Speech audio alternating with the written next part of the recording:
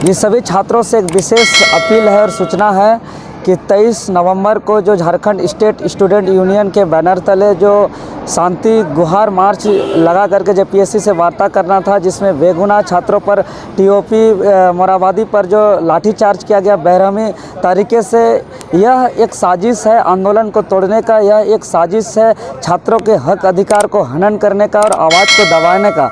और उसमें जो है कि निर्दोषों पर जो एफआईआर किया गया और 353 आईपीसी एक्ट जो लगाया गया, जो एक सघन्य अपराध का मामला है। इस अपराध पे जो है कि ये अपराध का आरोप है, मात्र ये आरोप लगाने से कोई अपराधी नहीं बन जाता है।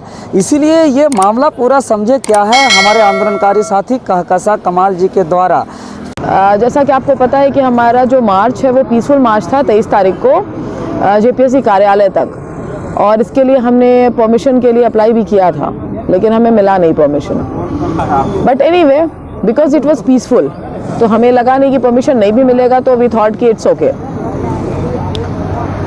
तो इस सिलसिले में 23 तारीख को हम लोग सारे जितने भी झारखंड से जितने सारे युवा हैं, अनएम्प्लॉयड हैं और जो जेपीएससी के एस्पिरेंट हैं और जिन्हें पता है कि गलत हुआ है, वो सारे लोग इकट्ठा हुए और तकरीबन हमारी भीड़ जो थी वो 3-4 हज़ार के करीब थी।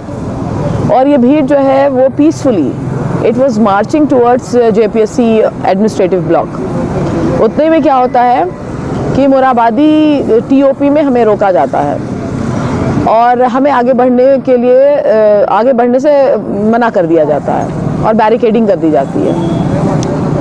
और बैरिकेडिंग के बाद थोड़ी देर बातचीत और धक्का मुक्की करने के बाद अल्टीमेटली लाठीचार्ज होता है उन स्टूडेंट्स पर जो वहाँ प्लकार्ड लेके खड़े थे, जो निहत्थे थे, जिनके हाथ में कुछ भी नहीं था और जिनका इंटेंशन ये था कि वो पीसफुली जेपीएससी कार्यालय जाएं और अपनी बात रखें। और उस सिलसिले में 11 डेलीगेट्स को जाना था अंदर, बाकी लोग बाहर रहते और पीसफुली डिमांड करते। लेकिन क्या होता है कि लाठी चार्ज हो जाता है इसी बीच, और बहुत सारे जो जैसे मैंने बताया कि स्टूडेंट्स निहत्थे थे, बहुत सारे निहत्थे स्टूडेंट्स को मारा गया।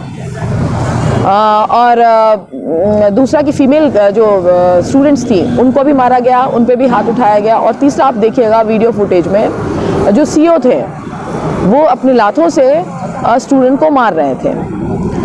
तो कहीं ना कहीं मुझे ये समझ में आता है कि इट इज़ ऑल प्रीमीडिएटेड।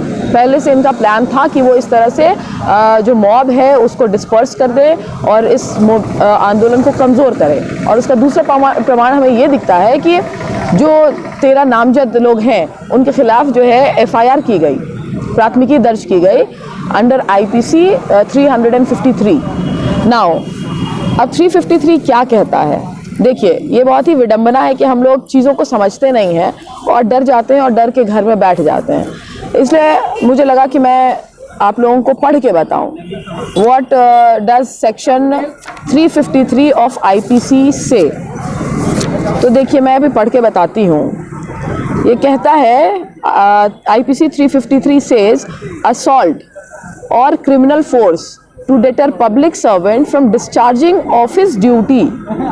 उसका explanation में ये कहा जाता है whoever assaults or uses criminal force to any person being a public servant in the execution of his duty as such public servant or with intent to prevent or deter that person from discharging his duties। देखिए word work कीजिए, to have an intention to deter।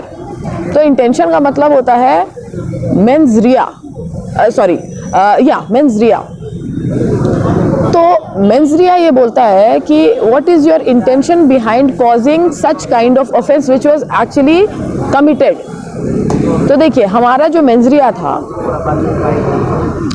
वो ये बताता है कि हम peacefully मार्च करना चाहते थे जेपीएससी कार्यालय तक और अपनी डिमांड को रखना चाहते थे। तो अब ये पुलिस एडमिनिस्ट्रेशन पे लाइबिलिटी बनती है कि वो ये बताए कि हमारा जो इंटेंशन है वो कैसे क्रिमिनल था। सेकेंडली आप देखिए लिखा है whoever का मतलब होता है ईच एंड एवरी इंडिविजुअल। मैं खुद, जैसे मेरे ऊपर एफआईआर जैसे हुआ है अंडर 353, तो मैं अपने क्रिमिनल एक्ट के लिए मैं खुद लायबल होंगी। तो उस तरह से अगर देखा जाए तो हम जितने स्टूडेंट्स हैं सब इंडिविजुअली लायबल होंगे अपने क्रिमिनल ऑफेंस के लिए। तब अब उसमें देखा जाता है कि हमारा मकसद क्या था। अब जैसे आपने देखा होगा कि हम पोस्टर्स चिपकाने का काम हम करते हैं, हम लोगों को मोबिलाइज करते हैं अपनी बातों से, ठीक है, जो हम सोचते हैं, जो हम समझते हैं, जिस तरह से सोसाइटी को देखना चाहते हैं, उसके लिए हम अपने राइट का प्रयोग करते हैं। और वो राइट है fundamental right to protest under article 19(1) sub clause C। वो हमें, this constitution gives us this right to peacefully assemble and demonstrate and agitate against the government policies or like what JPSC is doing right now, against its decision, arbitrary decision। तो इसके लिए धरना प्रदर्शन जो हम करते हैं वो हमारा मौलिक अधिकार बन जाता है, और उसी मौलिक अधिकार के तहत हम जो है ये पीसफुल डेमोन्स्ट्रेशन कर रहे थे। अब देखिए, हमारा ये साफ साफ नज़र आ जाता है कि हमारा कहीं भी किसी भी तरह का कोई क्रिमिनल इंटेंशन नहीं था। तो प्राइमा फेसाई ये एकदम हमें इस बात को जाहिर कर देता है कि हमारा इंटेंशन कोई भी क्रिमिनल नहीं था। दैट इज़ वाई आई अर्ज ईच एंड एवरीबॉडी कि आप इससे डटर नहीं हो। ये आईपीसी, हम स्टूडेंट्स आईपीसी पढ़ते हैं, कॉन्स्टिट्यूशन पढ़ते हैं, लॉ जानते हैं, और पता है हमें कि लॉ का मतलब क्या होता है। और this country is ruled by law. यहाँ पे कोई डिक्टेटर हमें रूल नहीं करता है, कोई ऑटोक्रेटिक गवर्नमेंट नहीं है कि हमें राजा जो बोलेगा वो करना है। हमें वो करना है जो हमारा कॉन्स्टिट्यूशन बोलता है। तो हमारा कॉन्स्टिट्यूशन ये भरपूर आज़ादी देता है कि हम अपनी बात को रखने के लिए पीसफुली असेंबल हों। So I would urge everybody not to get deterred by this.